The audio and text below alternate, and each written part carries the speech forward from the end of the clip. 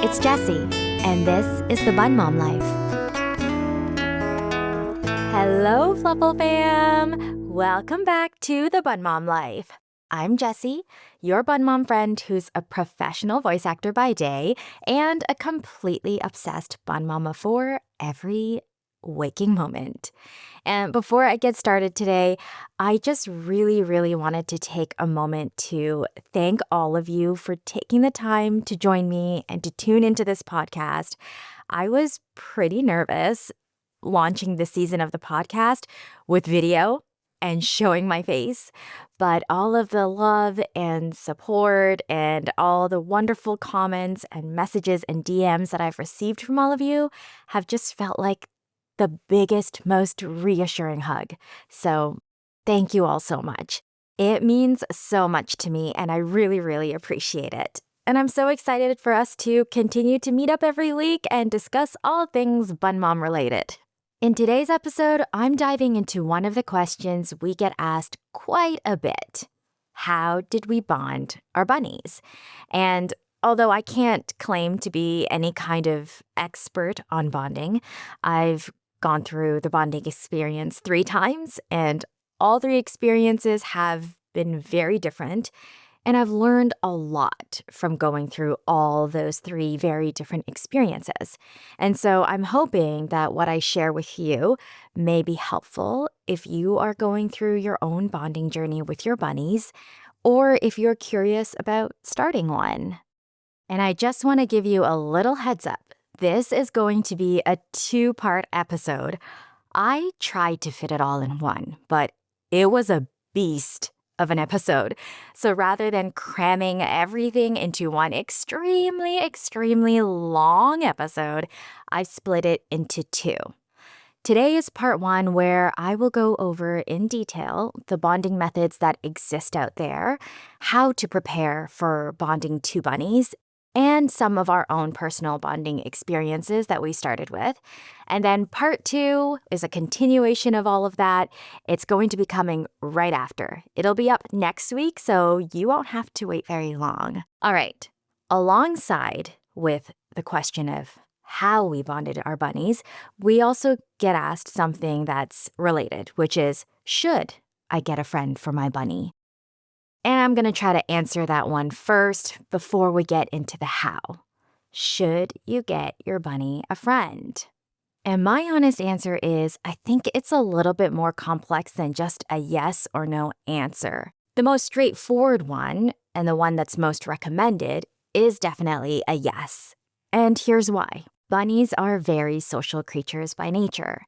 In the wild, they live in groups. And personally, having witnessed Roo with Linus, and then Roo with Kumo, and even Roo with Timo, I can tell you firsthand that the difference a bonded companion makes to a bunny's happiness and quality of life is really something. It doesn't mean Roo wasn't happy as a solo bunny for the periods of time that she was on her own, but there is definitely an added joy and contentment in a bonded bunny that is really beautiful to see. And many experts back this up as well. Rabbit welfare organizations and rabbit-savvy vets widely agree that bunnies are generally happier with a bonded partner. And not just on an emotional level. In terms of support, a companion bunny can even offer physical support when one of them is unwell. That said, it's not always that straightforward. There are bunnies out there who seem to genuinely have a hard time bonding with other rabbits, and who seem to really prefer their own bun parents' or guardians' company.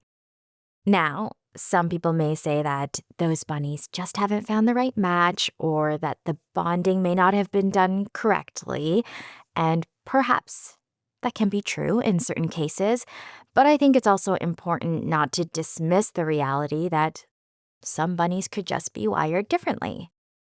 Even experts acknowledge that there are a very small number of rabbits who simply do not enjoy the company of other rabbits. And in those cases, a solo bunny can absolutely live a very happy and fulfilling life with the right human. Sometimes bonding attempts just don't work out. Even when you've done everything right, even when you want it so badly for them. Our Roo and Timo are a perfect example of this. We tried to bond them multiple times and it never succeeded. And we know that there were quite a few things working against us, and unfortunately, we never had the chance to try again later on. But here's what I want to share if you're in a similar situation. An unsuccessful bonding attempt is not a complete failure. Even though Roo and Timo were never able to be together without being separated by a fence, they would still come and lie down beside each other on either side of the fence that divided them. They would still seek out each other's company and closeness. So they were able to find something that was meaningful to them in just knowing that the other one was there. And there was still some kind of joy in that. There was still companionship in that, which always amused me, of course, that they could lie side by side, totally happy, wanting to be close to each other with the fence between them, actually seeking each other out.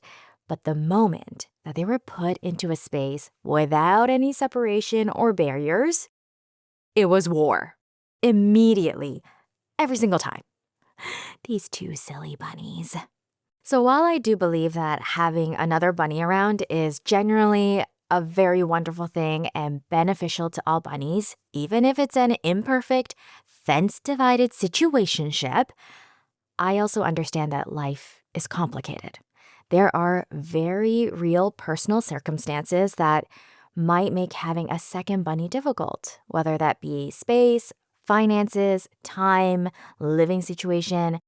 These are all valid. So in these cases where we have a solo bunny at home, the responsibility falls on the humans to be that guardian and to really meet their social needs, meaning daily interaction, time on the floor with them, making them a genuine part of your life and our routines. So if you're able to fully free roam your bunny, that really helps with that aspect.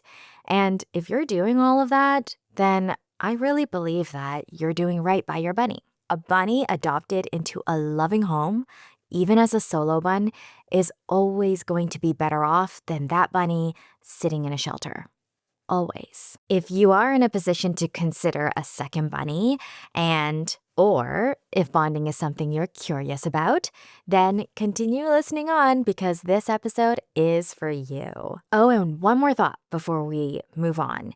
If you're someone who's open to getting bunnies, but you haven't adopted yet, you may want to consider looking for a bonded pair that needs a home. So the two bunnies are already bonded together.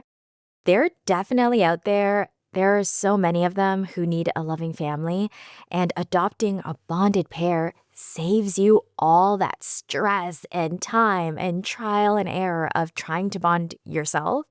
And you're giving two bunnies a forever home all at once, which then also opens up space in the rescue or the shelter for another bunny or pair of bunnies to be saved and get a chance. So, just something worth considering. All right, before we can even jump into the actual bonding part, we need to talk about the preparation. Bringing home a friend for our bunny and committing to bonding them is a really big decision. So it requires a lot of preparation and research. And I really want to talk about this before we get into our stories because going in as prepared as possible will really make a difference. Read everything that you can, explore the reputable rabbit welfare websites, talk to really experienced rabbit vets. There are so many great resources out there, and there's so much information that I can't possibly include everything here and will for sure miss some points that you may find very helpful. So go down the Reddit rabbit holes, pun intended, because what you'll quickly discover is that every single bonding experience is unique. Every bunny is unique. Every pairing is unique. What worked really well for one person's bonding experience did not work at all for someone else. The more familiar you are with the different methods and the different things that can happen, the better equipped you'll be going into it. And then also when there are setbacks, because more often than not, there will be setbacks, you won't feel as discouraged because you're just more aware of what the experience might look like. There are some things that need to be in place before even attempting bonding. First, and most importantly, your bunnies need to be fixed. Males neutered, females spayed. This is critical. Unfixed bunnies are hormonally driven. They're extremely territorial, and those hormones will work directly against you in the bonding process. Once they're fixed, you need to wait long enough for those hormones to fully dissipate, which can take several weeks. We actually waited 8 weeks with Linus and found that that made a real difference. We had tried at 6 weeks, and he was still quite hormonal, so we gave it 2 more weeks, and the change was significant. So if you can, try not to rush on that part. On top of having our bunnies healthy and fixed with enough recovery time, we need to have a neutral space ready, somewhere where neither bunny has established as their territory. And this can be tricky depending on your living situation. And to be honest, we didn't have the luxury always of a truly neutral space, which I'll talk more about in a moment. But it's something to plan for as much as you possibly can. And finally, make sure you have everything you need set up before you begin. Enough fencing to separate both bunnies while still giving them each plenty of space to move around comfortably, be able to do binkies and zoomies, and 2 complete sets of the basics. Litter boxes, water bowls, hay, toys, hidey houses. We want both bunnies to be feeling comfortable and cared for in their own spaces throughout this entire process. Bonding is stressful. And I'm not saying that to put anyone off. I'm saying it so that we all go in with realistic expectations. It'll be stressful for you, for your bunnies, and that's completely normal. If your solo bunny at home right now is happy and healthy, and you're devoting a lot of your time to satisfy their social needs, there really is no rush to jump right into finding a friend and getting them bonded. So take your time to do your full research, to get everything in order, and when you feel as ready as you can be, then you can begin. You can never be 100% ready. Nobody is. We certainly weren't. But you can be the most ready that you can possibly be, and that makes a difference. One more thing I'd like to mention, which is not the most fun thing to think about, but it's important to be realistic and honest about it, which is to be prepared for the possibility that your bunnies may not bond. At least not right away, and sometimes not at all. I know. Nobody wants to think about that going in. We all want our bunnies to become the best of friends and live happily ever after together. But the reality is that doesn't always happen that way. It's more often that the bonding will be successful, but there is that chance, that slim chance.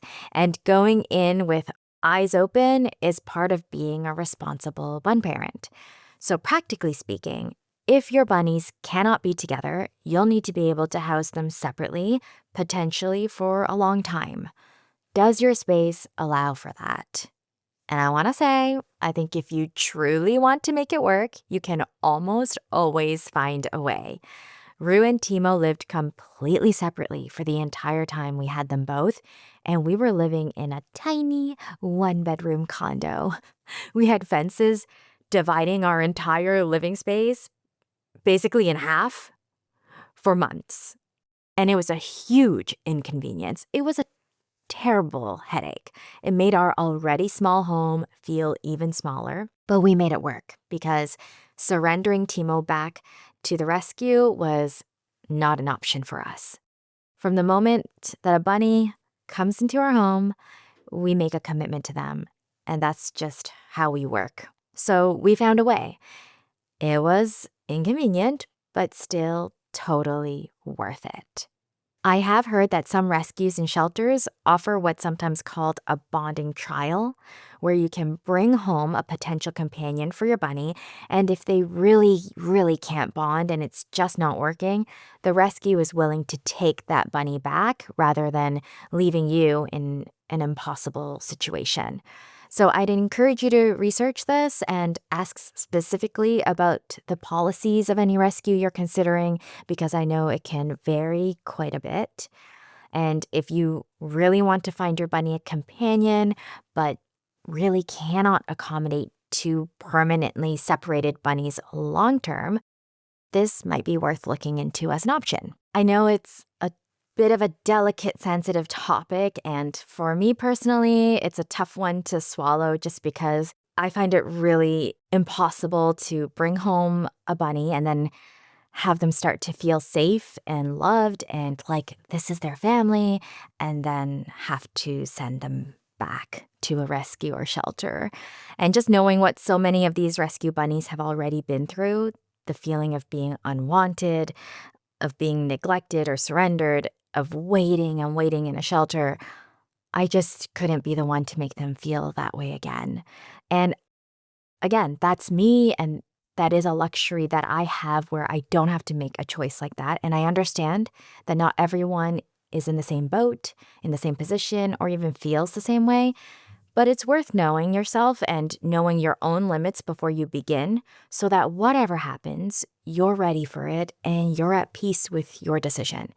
Just please, please never ever dump a bunny outside or leave them at the door somewhere.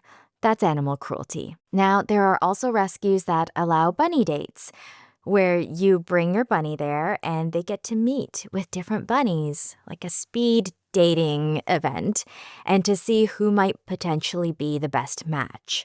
So that's always a great option too. Again, do your research, ask your local rabbit rescue or shelter these questions, and prepare the best you can. All right. Now I want to walk you through how bonding generally works, starting with what happens before the official bonding even begins, and then the different methods that people often use for the bonding itself. The pre-bonding period. Almost every bonding approach recommends starting with a pre-bonding period before any direct introduction happens. This is where the side-by-side method comes in, and it's kind of a foundational step that sets up the whole process for success. During pre-bonding, the two bunnies live separately, but next to each other, divided by a fence or a partition so that they're able to see and smell each other without being able to make direct contact. The goal here is just familiarity, getting them used to each other's presence, each other's scent, each other's energy, all at a safe distance and without any pressure. Over time, most people will also start swapping the litter boxes, swapping the stuffies, the bedding, anything that carries the other bunny's scent, so that each of them will start to experience the other as something normal and unthreatening in their own space. This period can last anywhere from a few days to several weeks to several months, depending on how the bunnies respond to each other and how quickly they seem to settle. There's no fixed timeline here. And sometimes we're going through the bonding journey and we have to go back to this kind of pre-bonding setup depending on how the bonding goes. It's where you're just watching, reading their behavior, and waiting until you feel that they're ready to take the next step. Most of the main bonding methods follow after this pre-bonding period.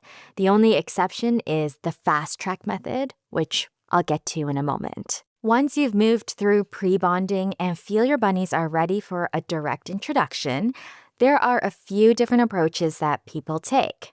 The first is the date method.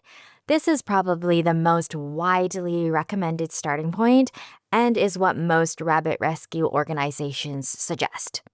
The bunnies are introduced in a neutral space, so that's somewhere neither of them has lived in or established as their own territory.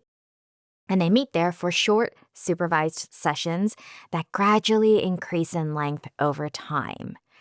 In between these sessions, they go back to their separate spaces. The bond builds slowly and incrementally across multiple dates, which allows the bunnies to get comfortable with each other without feeling overwhelmed. If something doesn't go well in one session, you simply end it, give them time apart, and try again. The second is the 24/7 method. Rather than separating the bunnies between sessions, they're placed together in a neutral space and they're kept together continuously, never to be separated again. This is when they are monitored around the clock until they're safe to be left unsupervised. The idea here is that constant togetherness allows them to establish their dynamic more quickly and naturally without needing to be repeatedly separated and reintroduced. Some rescue organizations consider this the most effective approach when it's done correctly. But it does require a serious time commitment. We're talking about sleeping on a cot next to your bunnies, staying alert throughout the whole night, and being ready to intervene at any moment. And you'll hear exactly what that looked like for us in just a moment. Both the date method and the 24/7 method typically follow a pre-bonding period. The third method, however, does not.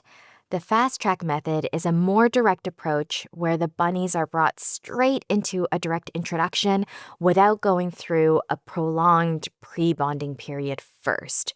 It essentially skips or significantly shortens that initial side-by-side phase and moves straight to putting the bunnies together in a neutral territory. And this can work well, particularly in rescue settings where experienced staff are supervising closely and where a long pre-bonding period simply isn't practical.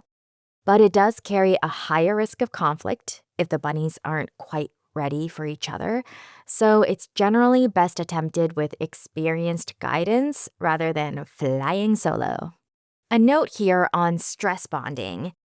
This is something you may come across in your research, and it's something that's worth knowing about and also understanding all the aspects of it. Stress bonding isn't really a standalone bonding method in the same way that the others are.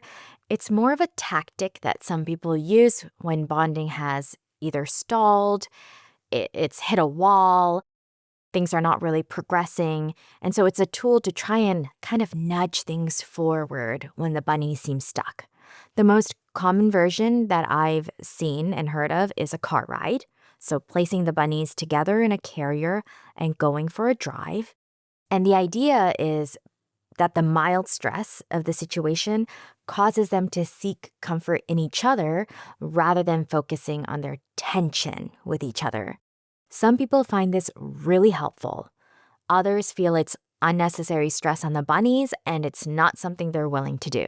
So opinions in the rabbit community are pretty divided on this one. It's an option that exists and some people swear by it, but it's definitely not universally endorsed and should only ever be approached with a lot of research and caution behind you. One more thought before we get into our stories. Although there are rescues and bonding experts who advocate strongly for one specific method working for every pairing, in my own personal experience across 3 bonding attempts, I actually haven't found that to be true. And I don't say that to discredit anyone because it very well may be true and work for the vast majority of pairings. But for our bunnies, no single method was the answer every time.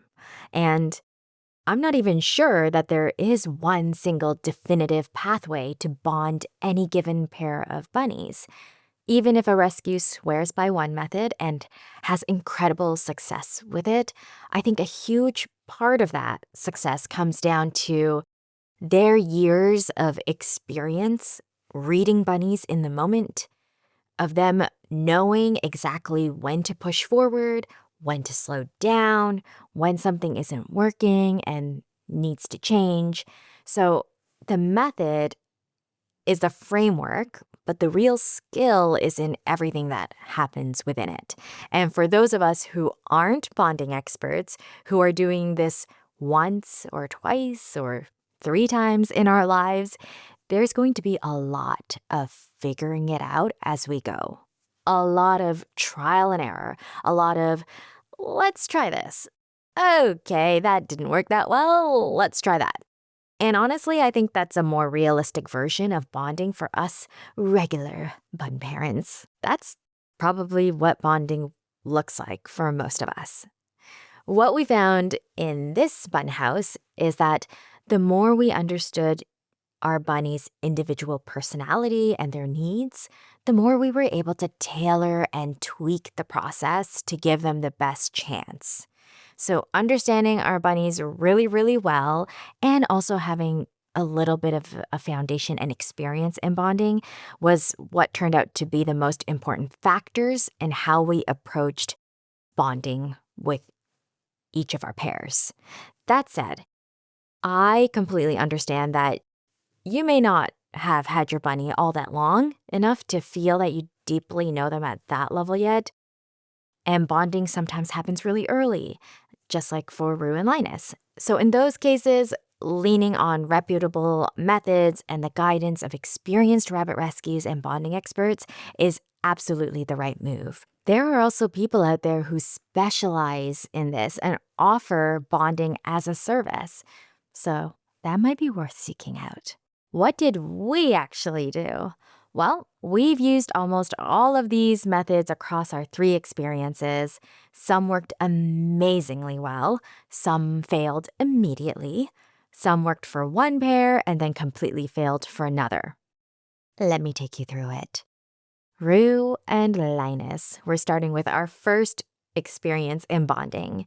I'm starting with them because, well, they were our first, and they were the easiest and the smoothest.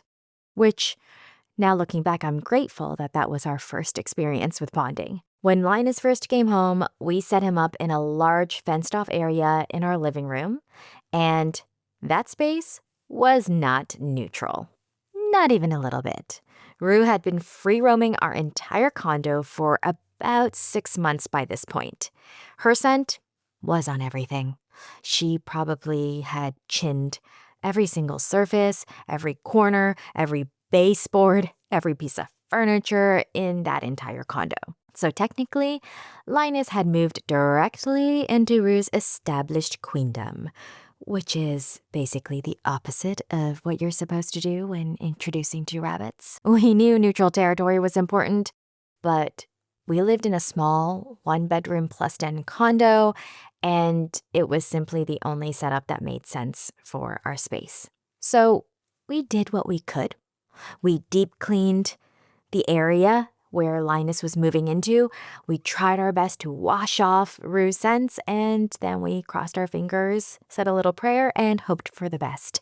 We were also new bun parents, so we had a lot of naivete fueling us. The first week was adorable, watching Roo realize another bunny had just entered the building. She was on high alert, and she was territorial. She laid tons of poops all along the vents, which was her way of saying very clearly to Linus, "This place is mine." But after that first week, things started to shift. She stopped laying territorial poops, and she would come to the fence very often to visit Linus. Linus was super gentle from the very beginning. He never pushed, he never challenged her. He would come to the fence, poke his little nose through, and groom Roo's forehead every single time. Linus adored Roo from day one and submitted to her completely without any hesitation. At that time, we already thought, that's so sweet. They seem to like each other. We didn't fully understand yet just how wonderful and special that actually was. So while this wasn't the recommended pre-bonding setup, it worked perfectly for these 2. And then we did all the recommended pre-bonding things during that time. We synced their schedules so that they were on the same routine, fed breakfast at the same time every morning with their bowls placed side by side so that they could eat next to each other. And here, what we're trying to do is to start to get them associating each other with something positive. And what is more positive to a bun bun than nom noms? Every time one of them got a snack or a treat or a new chew toy, the other one got one too. And we also made sure to give both of them plenty of one-on-one time with each of us, as in Bun Dad and me, every single day in their own spaces so that neither of them felt neglected or pushed aside. Every other day, we swapped their litter boxes, taking Roo's, placing it in Linus's area, and vice versa. And we also swapped their stuffies too, so that they could get used to each other's scents in their own spaces. We have in our archives this really adorable video of Linus grooming Roo's stuffy. It's super duper cute. And then later in the pre-bonding period, we started swapping them in those actual spaces for a couple of hours each day. So we got Roo to go into Linus's area and Linus into hers so that they could start exploring each other's territories. And when this happened, there were poops everywhere. And I mean everywhere. And this was not them forgetting their litter training.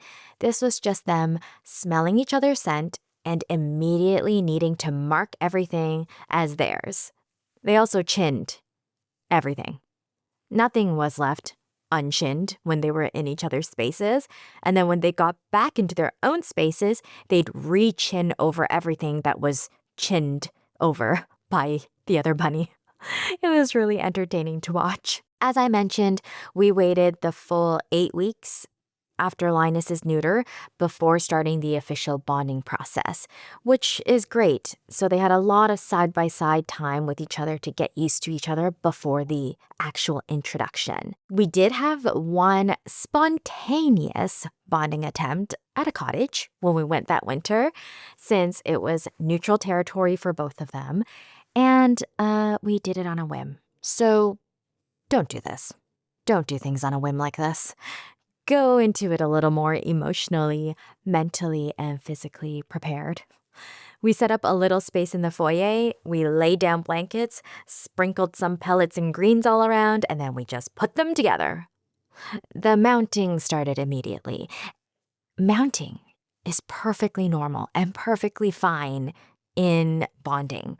We had read about it extensively, so we understood intellectually that it was just them working out who was going to be in charge, but actually seeing it happen with your own bunnies for the very first time is a completely different experience. It was alarming in a way that no amount of reading quite prepared us for.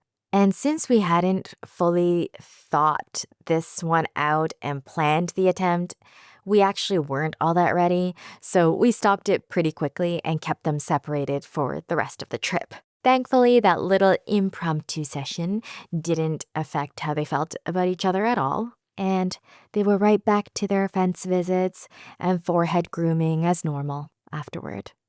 On January 4th, so a few weeks later, that was when we decided we were ready and the bunnies were ready. And the method we chose for Roo and Linus was the 24/7 bonding method, which, as I mentioned, means that once you start, you don't separate them again. You stay with them always and monitor them around the clock until they're safe to be left unsupervised. It can be a very effective method, but it also means you're not really able to do anything else with your life for those first few days or weeks that you're doing this bonding, and you're also not really sleeping. We had to set up camp right next to them, we were staying alert, and we were ready to intervene if anything were to escalate. For us, we put a cot right beside their bonding area in our dining room, and we were nervous. We read everything we could find. We knew what bonding behaviors were normal, mounting, chasing, circling, and we also knew at what point it would be time to step in with a dustpan and gloves to separate them. So we had our supplies ready. And then we put them in together. We set up a small fenced enclosure covered entirely with pee pads and nothing else inside, just the two of them and a clean, relatively neutral space. The mounting started immediately. Both of them were mounting each other, and both were trying to establish who was in charge. And then the bunny tornadoes. If you haven't seen a bunny tornado before, it's exactly as it sounds. It's when they start spinning around each other really quickly, and it looks terrifying the first time you witness it with your own bunnies. But with Roo and Linus, they were actually pretty calm with their bunny tornadoes. On a scale of 0 to 10 for the aggressiveness of their bunny tornado-ness, they were about a 0.5, which at that time we did not know though. So we just thought, oh my goodness, this is crazy. By the end of day 1, we had mounting a few light tornadoes that did not escalate, and then Linus grooming Roo, and then 2 of them flopping beside each other, and then sleeping side by side. We also added a litter box on day 1, and they shared their hay and ate together without a single issue. We spent that first day while monitoring them, also doing a deep clean of the rest of the condo in the background. We were cleaning all the surfaces, cleaning the carpets, rearranging the furniture, which also helps to neutralize the space as much as possible for when they eventually both could free roam together. Overnight that first night, there was some mounting and chasing, but it was nothing serious. And in between those negotiations, Linus was flopping beside Roo and grooming her. By day 2, the mounting had mostly died down, and they were just flopping near each other and eating hay together. They were very content. Near the 24-hour mark was when we expanded their enclosure, probably almost doubled it, which is much more than what's recommended. So don't take this as guidance for you. We just felt confident that they were ready. And with the expanded space, there was no spike in mounting or chasing, which typically, when expanding, that is something that can happen. But Roo and Linus were happy. Day 3 was essentially just snuggles, flops, Linus covering Roo in kisses, and us spending time sitting with them and giving them pets. By this point, we had their home base set up, ready to go in the living room. That's what we called it, their home base, which is the area where their litter box and water bowl would be housed permanently. Day 4, we moved them into this home base. Still fenced, so they didn't have full free roaming of the entire home yet, but their space was much larger now. Now they had their litter box, hidey houses, and also the carpet was down. And we watched them explore the new space together, and it was really sweet and adorable. There was a little mounting and chasing from Linus when they first moved in. New space, needed to reestablish things, but it stopped quickly, and then he went and gave Roo a bunch of kisses to make up for it, which was so very Linus of him. This was also the day we got one of my all-time favorite videos of the 2 of them, which is them completely squished and flopped together in the bunny bed that Grandmama made for them. They looked so absurdly cozy. Sometimes it looked like Linus was basically on top of Roo's face, and she had absolutely no complaints. Overnight on day 4, Roo started doing zoomies. Big, happy, joyful zoomies.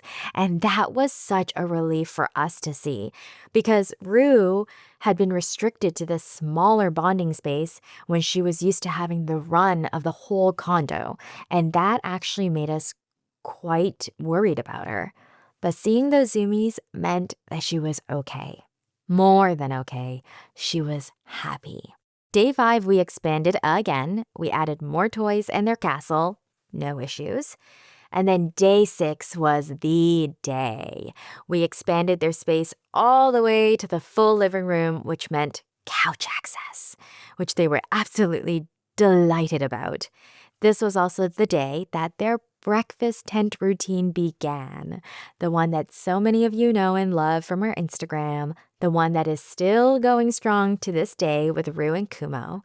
It started here on day 6 of bonding with Roo and Linus.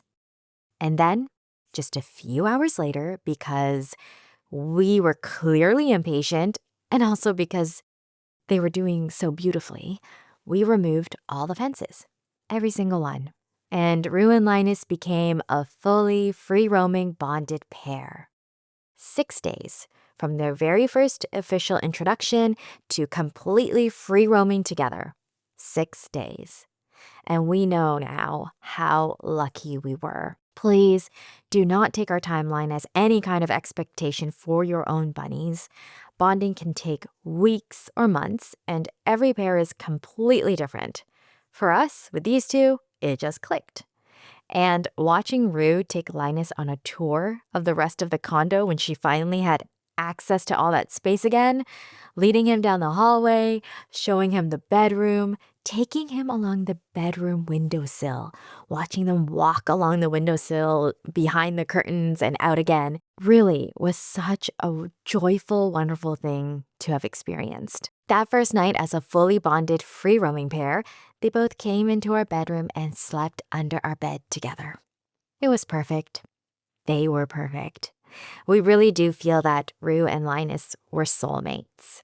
I've shared before how they would eat hay together, drink water together at the same time, snuggle constantly together, do everything together, even do zoomies and binkies together like they were dancing with each other. It was magical and something we miss every single day. Tragically, we lost Linus about 18 months later to what we and his vet believe was a brain tumor. It was the worst time of my life. I'd never experienced that level and depth of grief and heartache before, and I will be dedicating a full episode to grief, specifically to losing a bunny, losing a fur baby, what that experience was like for me and where I am now. And if that's something you feel may resonate with you, stay tuned for that one. We adopted Timo shortly after out of deep concern for Roo. We were really afraid that she would fall into depression without her bonded companion because we had heard that that can happen with bunnies who lose their partner. In hindsight, we've since learned that we could have given Roo a little more time. She was actually coping in a really healthy way, and we think that she actually needed space to grieve in her own way.